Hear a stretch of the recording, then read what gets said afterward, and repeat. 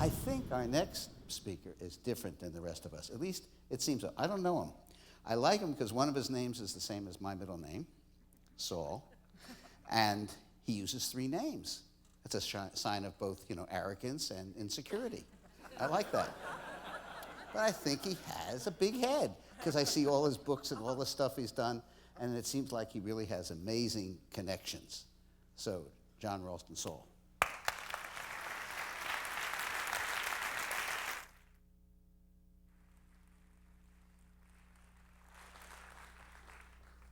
I use 3 names because my mother asked me to. It's, do you mind if? Well, maybe that's it. Do you mind if I sit? No, That's all right.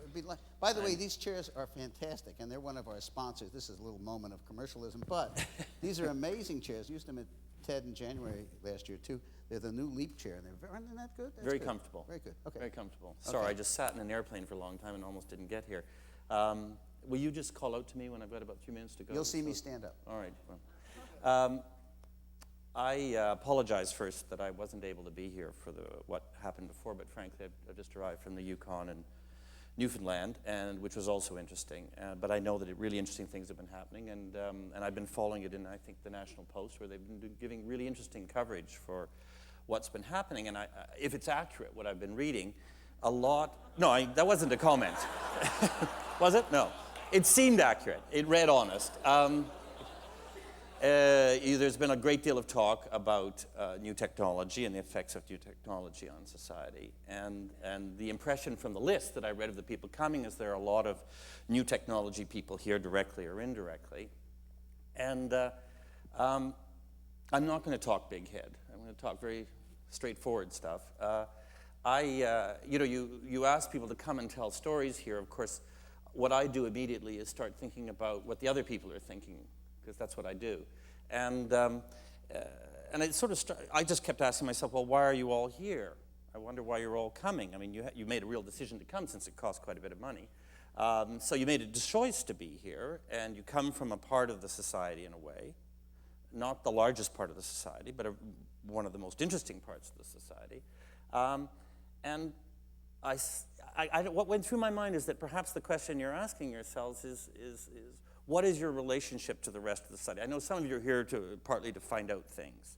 But I think beyond that, I imagine you're probably here to sort of try and figure out how you, who come from a new part, not simply of the economy, but of the society, of the way of thinking about the society, how you fit in. I mean, everybody keeps saying you're the future, and you keep saying you're the future because that's how you sell your businesses. It's normal. But it isn't all that clear as to how you actually fit into the reality of 30 million people, 300 million people, 600 million people. I'm just going through the democracies, 900 million people total maybe. And what it really means in the real lives of the real societies that we actually live in. And I'm not sure that I can tell you much about where you fit in, if you are who I think you are. What I can say to you is that my impression has been for quite some time that, I was thrilled to know that I was coming after Anne because I was sure that we'd be talking in a way in a line, in a sense, that we've been living in a society, not simply in Canada, but through most of the Western democracies, that have been slipping in a direction. Enormous advances in your areas, and yet enormous slippage overall in a whole series of other areas. So that you can go through days talking about the fabulous things that are happening in the walls that are dropping down and the creativity and new means of communication. And then you can walk outside of the room and discover that for a whole percentage of the population, which may be the 4 million that the 4,000 Anne was talking about in Toronto, but it might actually be 50% of the population in most Western democracies, things are actually slipping backwards. You could even argue that the model of the societies that we're living in, that you're living in, that those models are actually slipping from a kind of relatively modern late 20th century model back into, from the historical and philosophical and economic point of view, back into basically a kind of 1870s model. So that you have this astonishing thing of incredible technology and communications trying to glue itself onto social models which really look basically like, the second Industrial Revolution in the second half of the 19th century. And I would even argue, and it's interesting to try and do it in a room like this, that most of the people I know who work with new technology, and more or less, are people who are completely outside of the traditional idea of class. Whatever their backgrounds, they're coming at it sort of across, so they don't fit into the normal ideas of working class, lower middle class, upper middle class, and so on. And yet, my impression is that in Canada, in North America, even more so, even in Europe, in Australia, we're actually slipping back into what resembles a class society. In the old 19th century sense of a class society. Again, it's a bit what Anne was talking about. She wants to solve the problems, but the problem is actually the return of the class society in a very old-fashioned way, in a way which was unacceptable to people across the whole political spectrum for about 100 years, and then suddenly has become somehow possible again. And I'm trying to look at my notes, which I can't even read. One of the things that I've been seeing over the last few months going into communities, as some of you know, we have been going into communities right across this country, communities that most of us don't know about, is that I think that you can live in Toronto a sort of high-tech, modern, upper middle class life and say, yes, we know there are some untouchables or some homeless out there. But you can also go into whole sections of this country, and the same is true of the United States, even more so, in fact, where you find 85% unemployment. I was just in a town with 85% unemployment. What does that mean? 85% unemployment. Imagine what that actually means. Or going into fishing villages. This sounds, here I am on this post-modern stage. 2 days ago I was in Trout River, fishing village. And I think that where they just lost 3 people in 2 boat accidents of the absolutely traditional kind in the whole villages in mourning. And I think when you go into those villages, what keeps coming back to me, urban like you, is that we just don't have any idea of how an enormous percentage of the population of this country and of other countries, how hard they try, how hard they work. We work hard. I work 7 days a week, and I'm sure you do too. But, if we fail, we usually don't fall through the trap door, right? And there's somebody to catch us there, our education, our family, a bit of money, whatever, our house. But there are large percentages of the population, large percentages for whom, any kind of mistake is through the trap door completely. And they, as a result, try so much harder than any of us, I don't want to judge you, but many of us could imagine trying. And they try with a seriousness and with an imagination and with a desperation and with an optimism, a desperate optimism, which I think we've kind of forgotten about because we're busy thinking about new technology and new ways of communicating. And they're interested in that. You go up into Nunavut, you go into those classrooms of Inuit kids where they are caught in a crisis, a millennial crisis between their language and English. And they're playing around on the internet more than many of you probably are, and they're probably better at it. They certainly are better at it than I am, I can tell you. And they're talking to the world, but nevertheless, they're caught in this astonishing crisis. And I go a step further and say that, here you are in a society which was really built on public education, on egalitarianism, the great middle-class idea of egalitarianism. And you look around the country, and you'll see in the last week that in one of the richest parts of the country, around Vancouver, they've just decided that the public school system is going to offer full-day kindergarten, as opposed to the half-day that they offer. Full-day kindergarten for, I forget the sum, about $300 a week. In other words, our public school system is now prepared to offer private classes to the better off people in society. In other words, they're going to integrate a class system, social class system, into public education. And they're going to make a profit, they say, because they need the profit in order to have grants to give to the poor who will apply for them. You're right back in 1880. The rich, the noblesse oblige of the rich, we have enough money. If you apply to us and we think you're worthy, we'll give you some money. We'll give you something. Or you go into some of the Maritimes provinces where they've cut out phys ed in public schools from grades 1 through 6. They say, well, what does that matter? Well, what does that mean? Here you are. How many people here, I won't even ask you to raise your arms, are obsessed by fitness, the kind of classic urban middle-class obsession? Because we know health matters. And here our public system has decided, basically, that the people who can't afford it, because that's what it comes down to, will not be encouraged to be physically fit in their first years, and therefore probably in their later years. It's a real class decision. Or, I keep hearing, not 35 students in a class in parts of this country, but 45 students in a class in this system.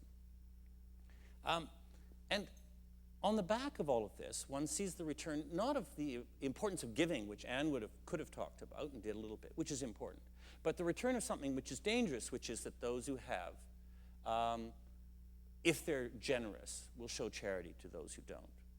And charity, and this is the one line that I've used before, I'm not supposed to repeat myself, I heard, is Strindberg's line, which is essentially that, charity humiliates anybody who receives it. And we're slipping back into this idea that those who have will give to those who don't have, as opposed to those who don't have receiving it because they are citizens like us, and it is what they should receive. Now, part of this slippage is tied, it uses the new technology as an excuse. It's sort of, globalization, which is not necessarily a bad thing, it depends on the model. Globalization and new technology, these are the cliches repeated daily, mean that the normal borders of the nation state are finished. And in fact, you constantly hear people saying now in one paragraph, saying, democracy won over communism, I assume. And then about 2 sentences later, the nation state is dead, with enormous thrill, as if finally we got rid of the nation state. Completely forgetting that the only place in which democracy exists is inside the nation state. Just a minor point. So that, we have this kind of mythology that we are, thanks in part to new technology, we're escaping to this great international ground where we won't need the problems of the nation state. Whereas, in fact, if we escape to this great international ground, we haven't put anything in place, anything, to pick up the work, the guarantees, the egalitarianism, the access, which was made possible through democracy, through basically 150 to 200 years of really tough work and struggle by citizens of all sorts. We're just sort of abandoning it, almost by mistake, if we're not careful. And in a sense, that very idealistic idea, romantic idea of we're slipping away from the nation state to this larger thing, reminds me really of the sort of romantic idealism of the post-Second World War period, when people said, oh, the nation state's finished, we're all at the United Nations. Well, it was a great idea, the United Nations, like technology is a great idea.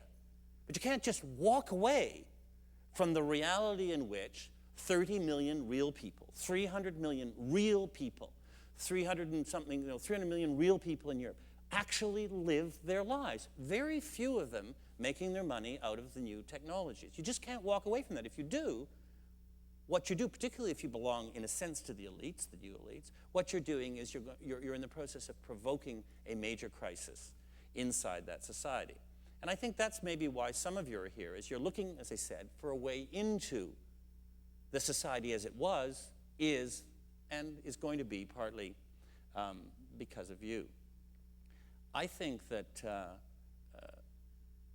the new economy, terrible phrase, the new technology economy, gives you an astonishing opportunity to take part in a way which is very difficult for almost anybody else. To take part in, the democratic nation state, not the nationalistic nation state, the democratic nation state with social policy, with the public good, with all those other citizens. Why? Because a lot of you are self-starters, I think. A lot of you have small companies or are working with small groups of people. You don't belong, I think, most of you, to the standard sort of leftover of the 19th century corporation or government organization, which are these large, rational, technocratic, managerial bodies, this sort of large icebergs floating around blindly, bumping up against each other. And countries and societies doing harm along the way and then bouncing back in some other direction. You don't belong to that. You, in a sense, are relatively free compared to most citizens. You may not feel that, but you are. And that gives you an opportunity to step outside of the normal corporatist models of the Western democratic mixed economy societies and to take part. Yes, you could give in the charitable sense. Yes, you can be concerned, but you can actually, I think, more easily than anybody else, structure your lives so that a reasonable percentage of your life, I don't know, 30% of your life, 25% of your life, is actually has nothing to do with your professional activity and is actually something that you devote to participation in your society. What form that participation takes is none of my business, frankly. It's really your business. But if you actually, a lot of people think, well, I can only do things in society, after work or on the weekend or when I've made enough money. My own experience is that it's relatively easy. You just sort of start carving it out, and then it's there. But you are in a position to carve it out because you don't belong to the 9 to 5, 40-hour work week model of society, to actually carve out and say, and I think 25%, if you can afford to come here, you can afford 25% of your time. 25% of your time, not as charitable work, but as participation, as citizens, responsible citizens in your society, in order to help the debate get on, in order to use what you know from your specializations to help the society find its way into the new territory, to help encourage the education, the public egalitarian education, not to survive, not to be defended, but to expand and become stronger and stronger and more relevant to the society as a whole. So, I'm sorry, I haven't told a story about myself because I'm just not very good at doing that. But I hope that what I've done is indicated the possibility of a story about yourselves, which is that you have a real role to play in this society. And frankly, I think when you look at the space that you occupy in the press and in people's imaginations, people think of you and, in a sense, the NGOs as being the two new players in Western democratic society. You're the kind of people who can bring something new to the table and have the time to bring it to the table. But you have to decide to do it. And that means exposing yourself to the slings and arrows, but also the fun, also the boredom. But you can do it. Thank you very much.